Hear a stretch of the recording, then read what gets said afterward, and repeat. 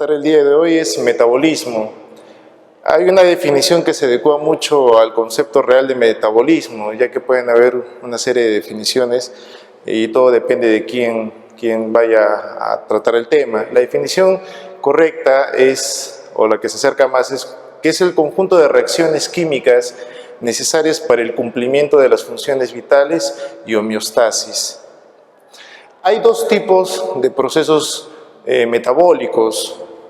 Uno de ellos estaba relacionado a la formación de sustancias y el otro está relacionado a la degradación.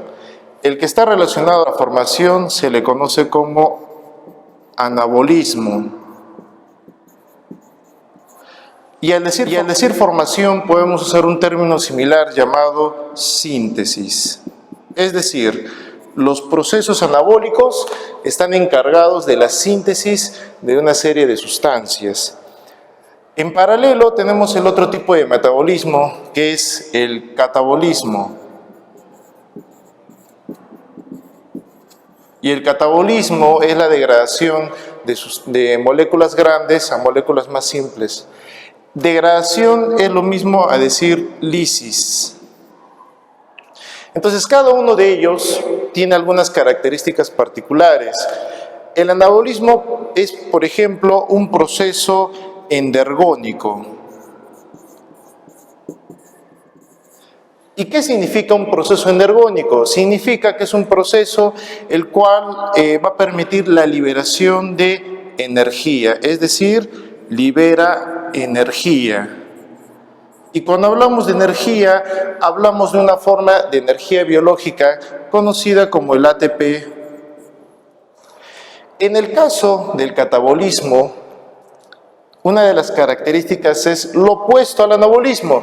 Mientras que el anabolismo es un proceso endergónico, el catabolismo es un proceso exergónico. ¿Y qué significa que sea exergónico? Hago una corrección, en el anabolismo no libera energía, sino que la consume. Y en el caso del catabolismo, la libera. Es decir, para tener una idea más clara, los procesos anabólicos son los responsables de la síntesis de una serie de sustancias o compuestos, y en el caso del catabolismo, los procesos catabólicos son los responsables de la obtención de energía, y al igual que el anabolismo, acá la energía viene a ser el ATP. Un ejemplo de proceso anabólico es la fotosíntesis. Y un ejemplo de proceso catabólico es la respiración celular. Hay algunas ecuaciones que nos permiten entender a grandes rasgos lo que es fotosíntesis y respiración celular. Como es conocido, la fotosíntesis básicamente nosotros la podemos representar de esta forma, ¿no? Es la transformación del CO2 más el agua, ¿en qué? En principalmente glucosa.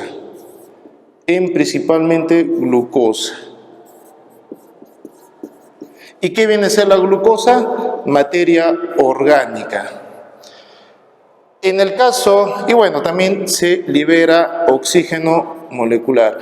En el caso de la respiración celular, nosotros podemos expresarla a través de también una ecuación, y es de la siguiente forma. Nosotros a partir de C6H12O6 y en presencia de oxígeno podemos obtener CO2, pero lo que nos interesa, energía, y esta forma de energía es en ATP. Como la fotosíntesis es un proceso anabólico, lo que lo caracteriza es que consume energía. En el caso de la respiración celular, como es un proceso catabólico, lo que sucede es que libera energía. Ahora, al margen de estas características particulares de anabolismo y catabolismo, es importante tener en cuenta que sean cualquiera de los dos procesos, están regulados principalmente por tres características. La primera es la temperatura, la segunda es el pH, porque hay reacciones que se dan, sean anabólicas o catabólicas, se dan en un pH ácido o en un pH alcalino, y la otra característica es la presencia de enzimas, y las enzimas, al igual que las vitaminas y las hormonas, en este caso son biocatalizadores. Anteriormente, hemos hablado principalmente de dos tipos de procesos, uno anabólico que es la fotosíntesis y uno catabólico que es la respiración celular. Vamos a empezar a hacer unas generalidades de lo que es respiración celular, porque para entender un poco mejor lo que es fotosíntesis necesitamos alguna base respecto a lo que es respiración celular, ya que tienen también mucha relación. Entonces es importante siempre definir los procesos. ¿Qué es la respiración celular? En términos sencillos, la respiración celular viene a ser la oxidación ¿de quién? La oxidación de la glucosa a energía. La glucosa, en resumen, viene a ser materia orgánica, y cuando hablamos de energía, hablamos de ATP. Ahora, hay dos tipos de respiración en términos generales. La primera viene a ser la respiración anaeróbica. La respiración anaeróbica es también llamada fermentación. Un término de bastante utilidad, bastante común. El siguiente tipo de respiración es la respiración aeróbica. Muy bien, ¿cuáles son las características? Lo primero, que en la respiración anaeróbica el aceptor de electrones es diferente del oxígeno. Es decir, no es el oxígeno. Y nosotros obtenemos una ganancia neta de 2 ATP. En cambio, en la respiración aeróbica, el aceptor de electrones es el oxígeno. Y nosotros tenemos una ganancia neta de 36 a 38 ATPs. Definitivamente entre los dos procesos, el más complejo, el más amplio y de repente el de mayor importancia para nosotros, ya que es el proceso por el cual nosotros podemos conservar nuestra vida, es la respiración aeróbica. Pero a continuación vamos a primero explicar lo que es la respiración anaeróbica. El primer paso o la primera etapa de la respiración anaeróbica es la glucólisis. Y la glucólisis tiene una localización. En la célula, la glucólisis se da en el citosol. ¿En qué consiste, en resumen, la glucólisis?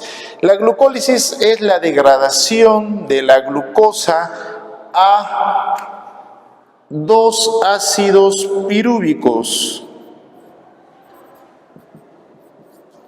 A 2 ácidos pirúvicos que también son llamados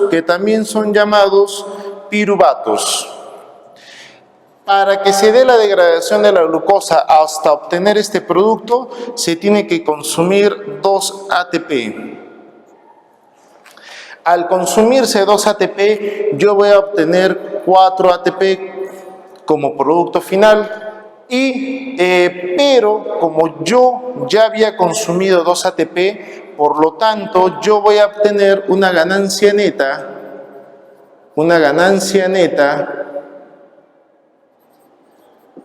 de 2 ATP. Y estos 4 ATP vienen a ser la ganancia bruta. Adicional a ello, se libera también como productos, o mejor dicho, lo que sucede es que se pierden hidrógenos, se pierden 4, a través de un cofactor llamado NAT. Y gracias a este resumen es que nosotros obtenemos los 2 ácidos pirúvicos. Muy bien, ahora, son 3 rutas las que van a continuar a partir del ácido pirúvico. Voy a hablar primero de 2 en especial. En una de ellas, el ácido pirúvico es hidrogenado. Y es hidrogenado gracias a la presencia de una enzima llamada piruvato hidrogenasa. Piruvato hidrogenasa. Entonces la piruvato hidrogenasa va a permitir que se hidrogene el ácido pirúvico. Y cuando se hidrogena el ácido pirúvico, en resumen, lo que yo voy a obtener es ácido láctico. En la otra ruta metabólica, lo que va a suceder es lo siguiente. Puede suceder que el ácido pirúvico no se hidrogene, sino pierda CO2. Y si pierde CO2, es una descarboxilación. Y la descarboxilación se debe a una enzima también, a la piruvato descarboxilasa.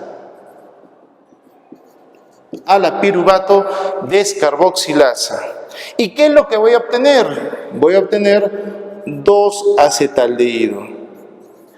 Pero eso no termina ahí.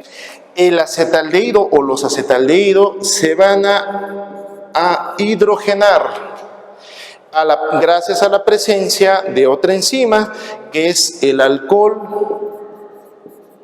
deshidrogenasa. El alcohol deshidrogenasa va a permitir hidrogenar los acetaldehídos y vamos a obtener como producto final al etanol, que es también llamado alcohol etílico. Muy bien, cuando nosotros obtenemos ácido láctico, eso correspondería a uno de los tipos de respiración anaeróbica, que es la fermentación láctica. Pero cuando nosotros vamos a la otra vía metabólica y obtenemos etanol, eso corresponde al otro tipo de fermentación llamada fermentación alcohólica. ¿Qué organismos realizan fermentación láctica? Por ejemplo, algunas bacterias pertenecientes al género Lactobacillus. También en el caso de los miocitos, las células musculares. Pero ¿en qué circunstancias los miocitos van a recurrir a la fermentación láctica? Cuando la cantidad de oxígeno disponible es muy baja a los requerimientos de la célula. También los eritrocitos realizan fermentación láctica. ¿Y por qué? Porque hay que recordar que la fermentación es una fase, una etapa que se da en el citosol. Y los eritrocitos carecen de orgánulos, por lo tanto no tienen mitocondria, por lo tanto no tienen la capacidad de poder realizar una respiración aeróbica. Muy bien, ahora, en el caso de fermentación alcohólica, los organismos que la realizan por lo general son hongos unicelulares, que son las levaduras. Ahora, hay también algunas bacterias que pueden realizar fermentación alcohólica o algunos hongos que pueden realizar fermentación láctica, pero esto es en términos generales. Muy bien, el siguiente tipo de respiración, como hemos hablado desde un inicio, es la respiración aeróbica, la cual también inicia en la glucólisis, es decir, tiene una etapa citosólica. Para empezar, la glucólisis, mejor dicho, la respiración aeróbica se da primero, hay que aclarar, en la mitocondria. Entonces, a manera de recordar, la respiración aeróbica tiene una primera etapa general, que es la glicólisis, hasta obtener los ácidos pirúvicos.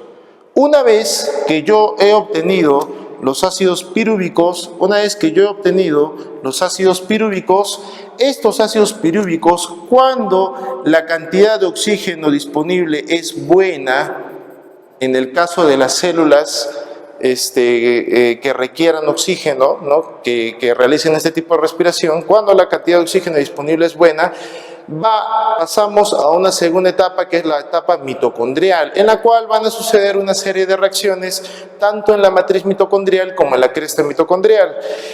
Pero la respiración aeróbica, al margen de la glucólisis, tiene otras 3 etapas adicionales.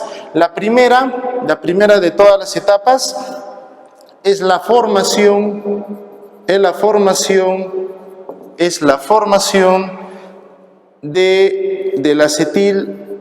acetilcoenzima A, que en realidad son 2. La segunda etapa viene a ser el ciclo de Krebs.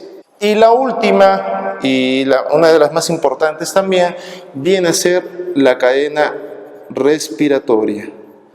Y muy bien, definitivamente estos 3 procesos son procesos bastante complejos, son bastante largos en comparación a lo que es la fermentación o la respiración anaeróbica, que es lo mismo. A manera de recordar, ¿qué viene a ser la respiración celular? La oxidación de la glucosa para obtener energía. La glucosa es materia orgánica y la energía en forma de ATP. Hay 2 tipos de respiración. Una es anaeróbica, la otra es aeróbica. La anaeróbica es también llamada fermentación, se caracteriza porque el aceptor de electrones es un átomo o un elemento diferente al oxígeno, y nosotros podemos obtener una ganancia neta de 2 ATP. En la respiración aeróbica, el aceptor de electrones es el oxígeno y obtenemos una ganancia neta de 36 a 38 ATP. Las dos tienen que pasar primero por la glucólisis, que es una etapa citosólica, en la cual la glucosa se degrada a 2 ácidos pirúvicos y podemos obtener como productos secundarios 2 ATP como ganancia neta y 2 NAD reducidos, que son los que permiten que se deshidrogene la glucosa. Ahora, en la respiración anaeróbica hay de 2 tipos, fermentación láctica y fermentación alcohólica. Quiere decir que cuando el ácido pirúvico es transformado por la hidrogenación gracias a la enzima piruvato hidrogenasa, podemos obtener ácido láctico. Eso corresponde a fermentación láctica. Y cuando transformamos los ácidos pirúvicos por descarboxilación para formar acetaldehídos y luego obtenemos etanol por deshidrogenación y obtenemos el etanol, eso se conoce como fermentación alcohólica.